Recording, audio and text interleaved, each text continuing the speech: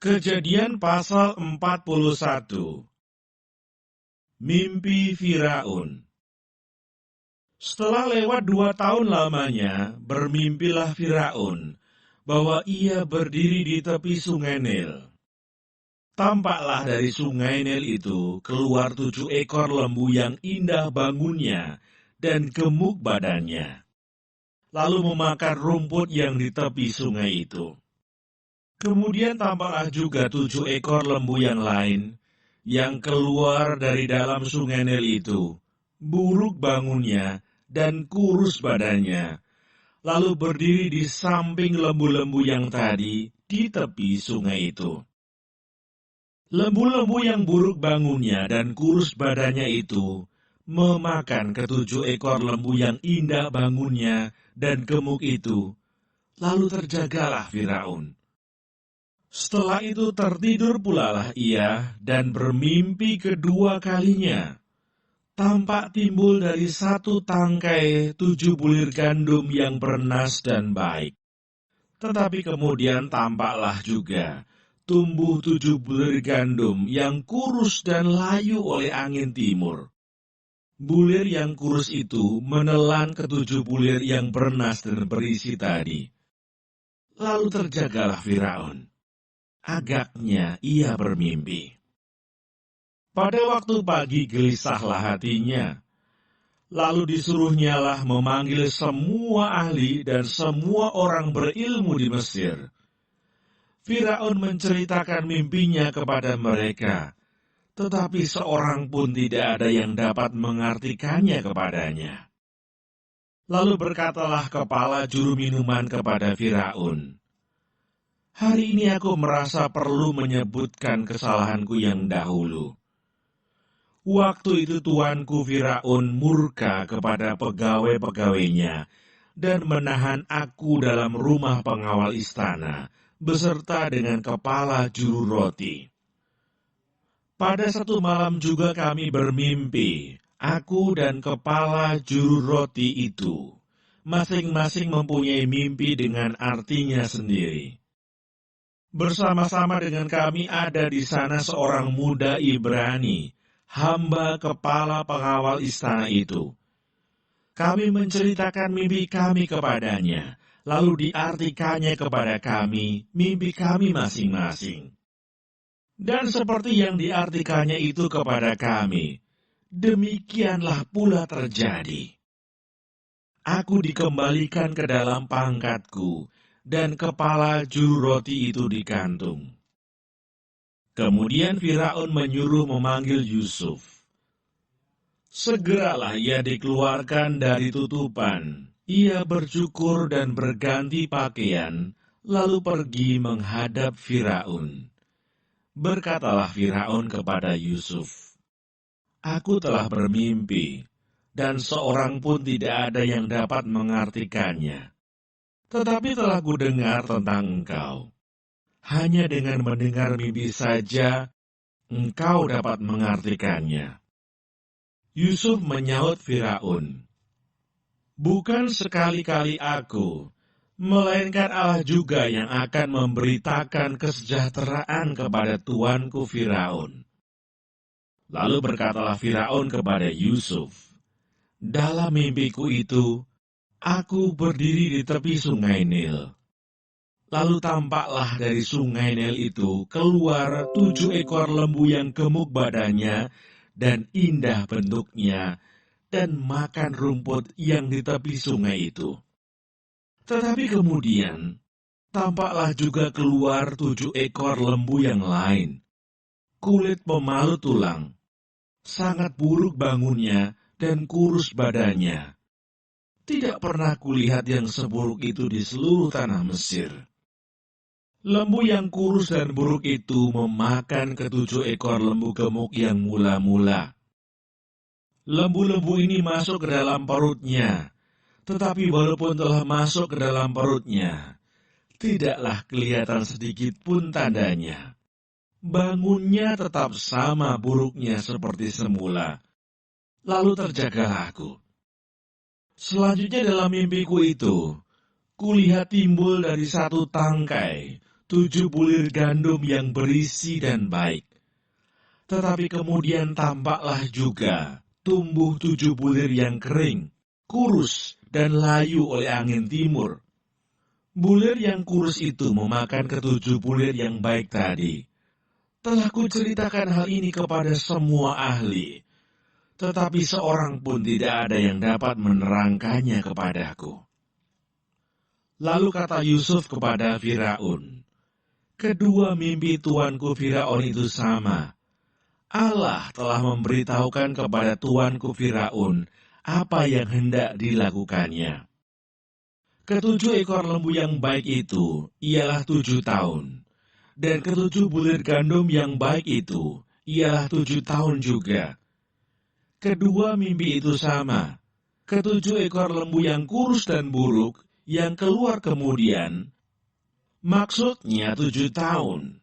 Demikian pula ke-7 bulir gandum yang hampa dan layu oleh angin timur itu, maksudnya akan ada 7 tahun kelaparan.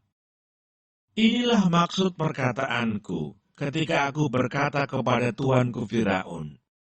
Allah telah memperlihatkan kepada tuanku Firaun apa yang hendak dilakukannya. Ketahuilah tuanku, akan datang 7 tahun kelimpahan di seluruh tanah Mesir. Kemudian akan timbul 7 tahun kelaparan. Maka akan dilupakan segala kelimpahan itu di tanah Mesir. Karena kelaparan itu mengurus keringkan negeri ini. Sesudah itu akan tidak kelihatan lagi bekas-bekas kelimpahan di negeri ini karena kelaparan itu. Sebab sangat hebatnya kelaparan itu. Sampai 2 kali mimpi itu diulangi bagi tuanku Firaun, berarti hal itu telah ditetapkan oleh Allah dan Allah akan segera melakukannya. Oleh sebab itu, baiklah tuanku Firaun mencari seorang yang berakal budi dan bijaksana dan mengangkatnya menjadi kuasa atas tanah Mesir. Baiklah juga tuanku Firaun berbuat begini, yakni menempatkan penilik-penilik atas negeri ini, dan dalam ke-7 tahun kelimpahan itu memungut 1/5 dari hasil tanah Mesir. Mereka harus mengumpulkan segala bahan makanan dalam tahun-tahun baik yang akan datang ini, dan di bawah kuasa tuanku Firaun, menimbun gandum di kota-kota sebagai bahan makanan, serta menyimpannya. Demikianlah segala bahan makanan itu menjadi persediaan untuk negeri ini dalam ke-7 tahun kelaparan yang akan terjadi di tanah Mesir, supaya negeri ini jangan binasa karena kelaparan itu. Yusuf di Mesir sebagai penguasa. Usul itu dipandang baik oleh Firaun dan oleh semua pegawainya. Lalu berkatalah Firaun kepada para pegawainya, mungkinkah kita mendapat orang seperti ini, seorang yang penuh dengan roh Allah? Kata Firaun kepada Yusuf, oleh karena Allah telah memberitahukan semuanya ini kepadamu, tidaklah ada orang yang demikian berakal budi dan bijaksana seperti engkau. Engkaulah menjadi kuasa atas istanaku, dan kepada perintahmu seluruh rakyatku akan taat. Hanya takhta inilah kelebihanku daripadamu.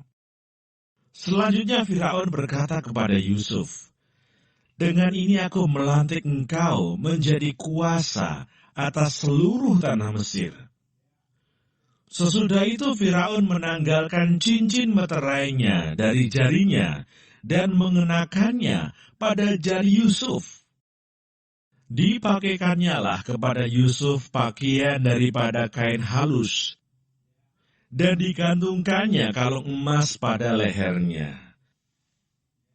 Lalu Firaun menyuruh menaikkan Yusuf dalam keretanya yang kedua, dan berserulah orang di hadapan Yusuf, hormat!